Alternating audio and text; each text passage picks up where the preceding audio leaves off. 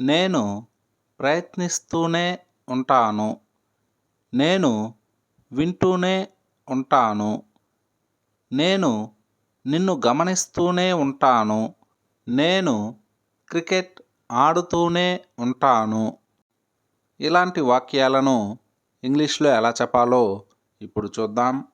దీనికి గాను మనం విల్ కీప్ను ఉపయోగిస్తాం.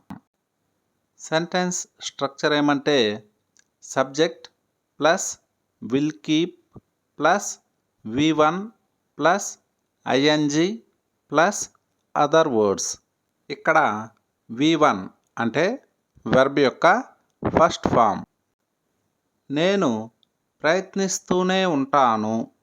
నేను ప్రయత్నిస్తూనే ఉంటాను. I will keep trying. I will keep trying. నేను వింటూనే ఉంటాను. నేను వింటూనే ఉంటాను. I will keep listening. I will keep listening. నేను మాట్లాడుతూనే ఉంటాను. I will keep speaking. I will keep speaking. నేను క్రికెట్ ఆడుతూనే ఉంటాను.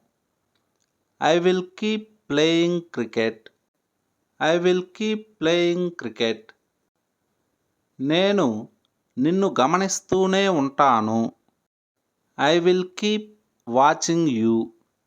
I will keep watching you. నేను అతనితో మాట్లాడుతూనే ఉంటాను. I will keep talking to him.